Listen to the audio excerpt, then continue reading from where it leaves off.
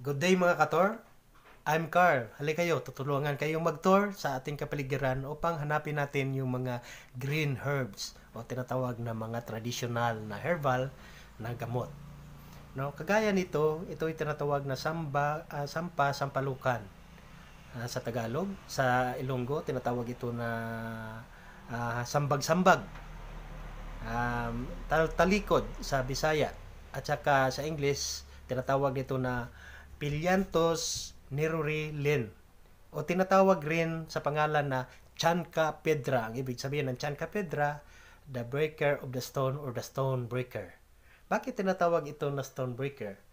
Tinatawag ito na stone breaker kasi ito'y mabisa para pang-break yung stone natin sa ating kidney. Kasi mabisa ito sa kidney disorder, liver issues, kagaya ng sabay na doon ng hepatitis B, high blood pressure, HIV microbial infection, no? Sakit sa tiyan, at saka cough, kasama rin rito. Paano gamitin itong herbal nito? Tingnan nyo yung itsura niya. Paano gamitin?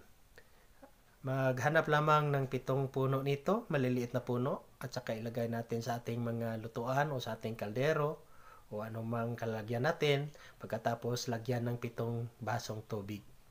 7 basong tubig, pakuluan ng 15 minutes, 15 to 20 minutes, and after that, kunin na natin at palamigin natin yung kanyang sabaw. At saka, ang paggamit nito, inumin natin 1 baso sa isang araw. 1 hanggang 2 baso kada araw. Ito ay makatulong sa ating kalusugan upang yung mga sakit natin ay matanggal, kagaya natin na pinabanggit natin kanina. Based on my experience, gumagamit rin ako nito. Kasi yung herbal, walang overdose. Hindi ako gumagamit talaga ng mga synthetic drugs. Minsan-minsan, pag kaya lang ng katawan, hindi ko lang ginagamitan ng drugs. Pero, ginagamitan ko ng herbal kagaya nito. Kahit medyo matagal gawin minsan, pero makatulong sa ating katawan at saka walang side effects sa ating katawan. Makatulong sa ating kalusugan. Provide ito ng Panginoon para sa atin, kaya gamitin natin kasi nandiyan lang sa paligid ninyo. Walang gastos, tubig lang.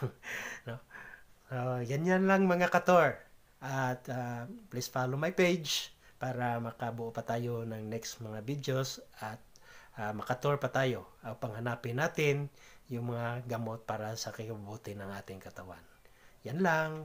Paalam.